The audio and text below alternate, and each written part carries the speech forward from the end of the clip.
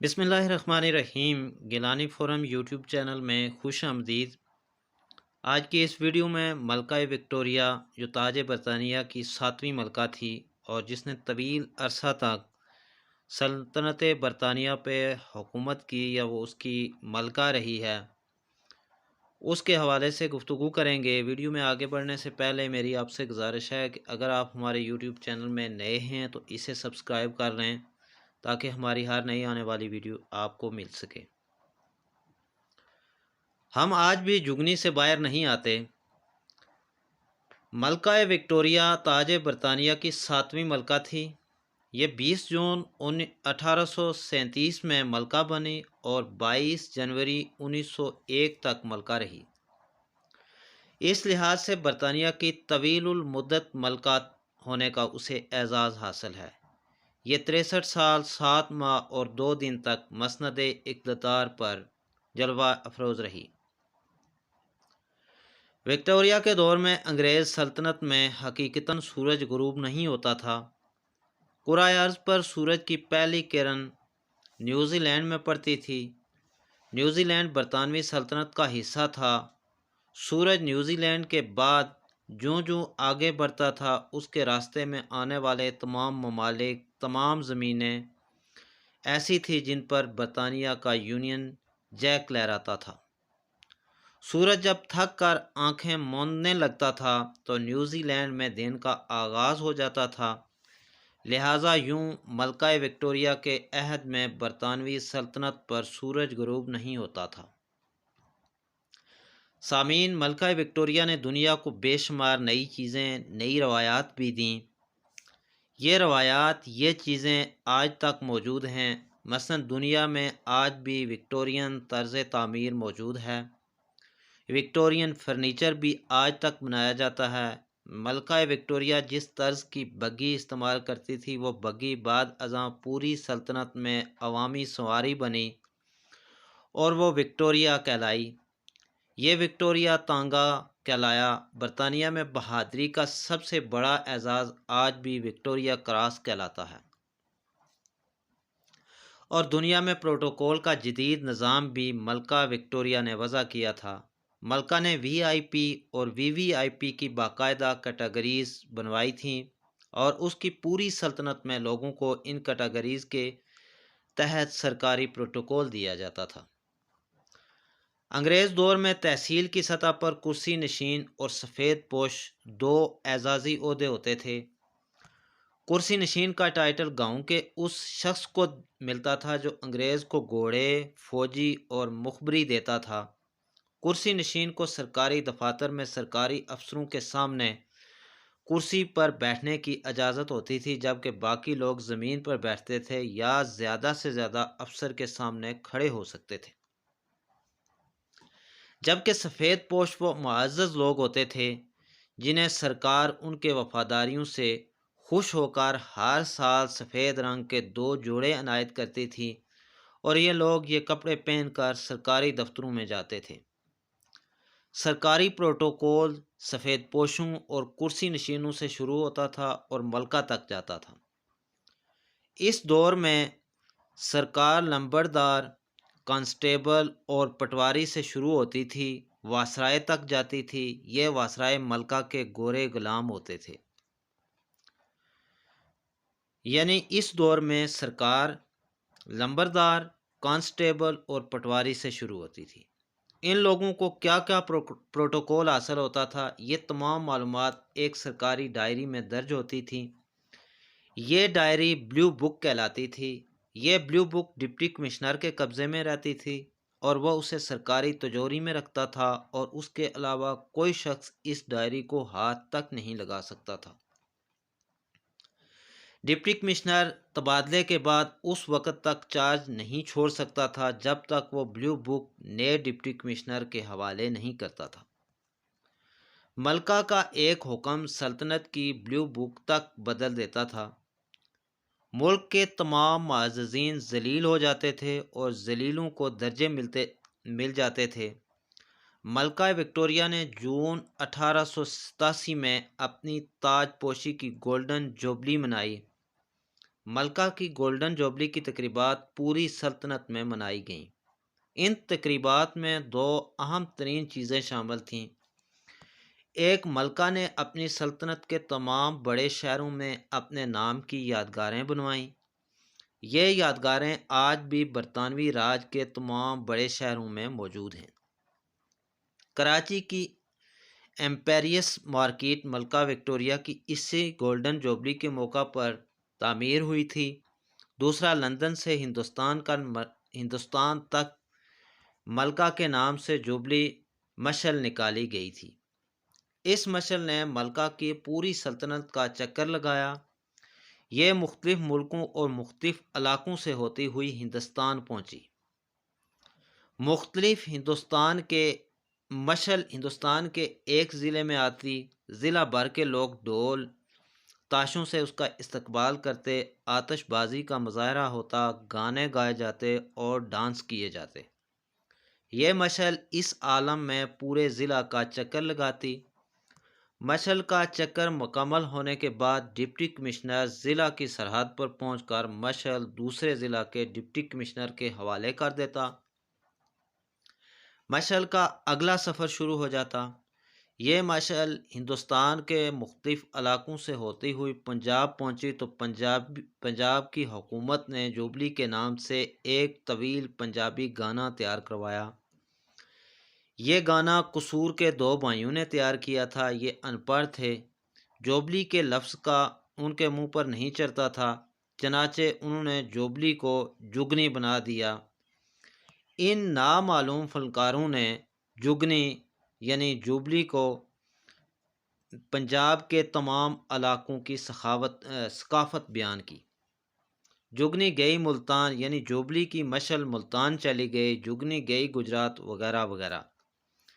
یہ جگنی اس دور میں پورے ہندوستان میں مشہور ہو گئی۔ ملکہ وکٹوریہ کو مرے ہوئے 113 سال ہو چکے ہیں، لیکن اس کی جگنی آج تک ہندوستانی پنجاب اور پاکستانی پنجاب دونوں میں زندہ ہے۔ دنیا سے صرف ملکہ وکٹوریہ رخصت نہیں ہوئی، بلکہ اس کی سلطنت بھی آہستہ آہستہ بند مٹھی کی ریت کی طرح زمین پر بکھر گئی، اور آج برطانیہ صرف برطانیہ تک محدود ہو گیا ہے۔ اب سوال یہ ہے کہ دنیا کی اتنی بڑی سلطنت ختم کیسے ہوئی؟ وہ برطانیہ جس کی ملکہ کی مشعل 68 ممالک میں گمائی گئی تھی، وہ برطانیہ آج صرف 2,43,610 مربع کلومیٹر تک محدود ہو کر کیوں رہ گیا؟ اس سوال کی بے شمار وجوہات میں سے ایک وجہ گوروں کی بلیو بک اور پروٹوکول بھی تھا۔ گوروں نے انسان کو اسٹیٹس کی لاتعداد ٹکٹیکیوں پر لٹکا دیا تھا۔ بادشاہ اور ملکہ سے پروٹوکول شروع ہوتا تھا اور وائسرائے تک آتا تھا، اور وائسرائے سے اس کی کونسل کے ارکان تک جاتا تھا۔ وہاں سے سر کے خطاب حاصل کرنے والے لوگوں تک آتا تھا، اور وہاں سے ہوتے ہوتے سفید پوشوں اور کرسی نشینوں تک پہنچ جاتا تھا۔ یہ جس شخص کو وفاداری اور حب الوطنی کا پروانہ جاری کرتے تھے، صرف وہی شخص وفادار اور حب الوطن ہوتا تھا۔ باقی تمام مشکوک سمجھے جاتے تھے اور انہیں اس شک کی بنیاد پر کسی بھی وقت گرفتار کر لیا جاتا تھا، گولی مار دی جاتی تھی۔ سرکار کے ظلم کی حالت یہ تھی کہ بریگیڈیئر جنرل ڈائر نے 13 اپریل 1919 کو امرتسر کے جلیاں والا باغ میں گولی چلا کر 370 لوگ قتل کر دیے، اور کوئی شخص اس کا ہاتھ نہ روک سکا، کیونکہ جنرل ڈائر کو ملکہ نے عنایت کردہ اختیارات کے مطابق گولی چلانے کا اختیار دیا تھا۔ چنانچہ اس نے یہ اختیار استعمال کیا، اور سرکار نے عوامی رد عمل کے بعد جنرل ڈائر کو بطور سزا لندن واپس بھجوا دیا، اور یہ سزا 370 لوگوں کے قتل کی سزا تھی۔ یہ وہ پروٹوکول اور یہ وہ بے لگام اختیارات تھے جنہوں نے برطانیہ کے نہ ڈوبنے والے سورج کو تاریخ کے سیاہ سمندر میں ڈبکی دے کر بجھا دیا۔ برطانیہ نے تاریخ کے اس خوفناک زوال کے بعد 4 بڑے فیصلے کیے۔ پہلا فیصلہ پروٹوکول کا خاتمہ تھا۔ برطانیہ نے لوگوں کے درجے ختم کر دیے۔ آج برطانیہ میں شاہی خاندان موجود ہے، لیکن ان کی شہنشاہیت صرف محل تک محدود ہے۔ یہ لوگ جو ہی محل سے باہر آتے ہیں، عام برطانوی لوگوں اور ان میں کوئی فرق نہیں رہتا۔ انہیں بھی سڑک پر روکا جاتا ہے، ان کا بھی چالان ہوتا ہے اور انہیں بھی عدالت میں پیش ہونا پڑتا ہے۔ وزیر اعظم اور وزراء بھی عام شہریوں کی طرح سڑکوں پر پھرتے ہیں۔ یہ عام ٹرینوں اور بسوں میں سفر کرتے ہیں، عام جہازوں کی اکانومی کلاس میں سوار ہوتے ہیں۔ برطانیہ کے وزرائے اعظم 282 سال سے 3 بیڈ روم کے گھر 10 ڈاؤننگ اسٹریٹ میں رہ رہے ہیں۔ ملک کے کسی وزیر اعظم کو 282 سالوں میں کوئی بڑی رہائش گاہ نصیب نہیں ہوئی۔ شاہی خاندان کے پاس درجنوں محلات تھے۔ ہر محل کے اندر یعنی جو ان کو محلات الاٹ ہوئے تھے، ہر محل کے اندر ہزار ایکڑ کا باغ تھا، لیکن پھر یہ تمام باغ عوامی پارک بنا دیے گئے۔ 80% محلات بھی آج میوزیم ہیں اور سیاح روزانہ ان کی سیر کرتے ہیں۔ ملک میں آرمی چیف ہو، پولیس چیف ہو یا چیف جسٹس ہو، کسی کو کوئی پروٹوکول حاصل نہیں۔ یہ لوگ اپنے دفاتر کے باہر عام شہری ہیں۔ دوسرا بڑا فیصلہ قانون کی حکمرانی تھا۔ برطانیہ میں کوئی شخص قانون سے مضبوط اور بالا تر نہیں۔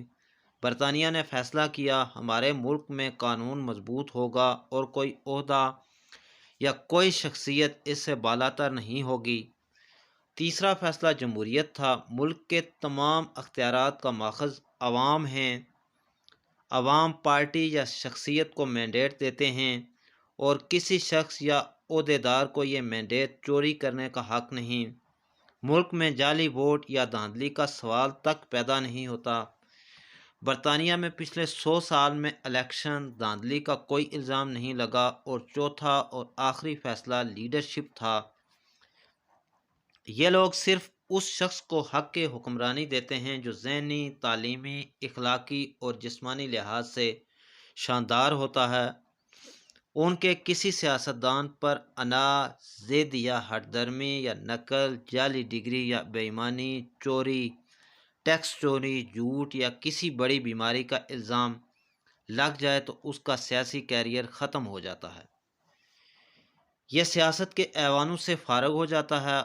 یہ وہ 4 فیصلے ہیں جن کی وجہ سے تاج برطانیہ صرف برطانیہ بننے کے باوجود دنیا کی 5ویں بڑی طاقت ہے اور دنیا بھر کے حکمران برطانیہ کے وزیر اعظم اور ملکہ سے ہاتھ ملانا اعزاز سمجھتے ہیں۔ ہمارے ملک کے مختلف ادوار کے وزرائے اعظم، صدور و وزراء کو 10 ڈاؤننگ اسٹریٹ میں برطانوی وزیر اعظم کے گھر کے دروازے پر کھڑا دیکھا گیا ہے۔ برطانوی وزیر اعظم نے باہر نکل کر استقبال کیا۔ برطانوی وزیر اعظم نے اپنے ہاتھ سے دروازہ کھولا اور ہمارے وزیر اعظم کو اندر لے کر گئے۔ کیا ہمارے وزیر اعظم نے اس منظر سے کچھ سیکھا؟ ہمارا خیال ہے کہ نہیں سیکھا ہوگا، کیونکہ ہمارے کسی حکمران نے آج تک ان مناظر سے کچھ نہیں سیکھا۔ یہ لوگ سیکھ سکتے تو آج ملک کی یہ حالت نہ ہوتی۔ یہ لوگ آج بھی جگنی کے اس پروٹوکول سے باہر نہیں آئے جس کو برطانیہ نے دوسری جنگ عظیم کے بعد مکمل طور پر ترک کر دیا تھا۔ ہمارے ملک میں آج بھی کرسی نشین اور سفید پوش موجود ہیں۔ پوری ریاست انہیں سلوٹ کرتی ہے اور یہ لوگ جب تک سسٹم کا حصہ رہیں گے، ہم اس وقت تک زوال کے عذاب سے نہیں نکل سکیں گے۔ ہمارا وزیر اعظم جب تک 10 ڈاؤننگ اسٹریٹ جیسے 3 کمروں کے مکان میں شفٹ نہیں ہوتا اور یہ اپنے ہاتھ سے دروازے نہیں کھولتا، ہم اس وقت تک جگنی کے دور میں زندہ رہیں گے۔ ہم پر اس وقت تک اس بلیو بک کی حکومت رہے گی جس نے برطانیہ جیسی سلطنت کو تباہ کر دیا تھا۔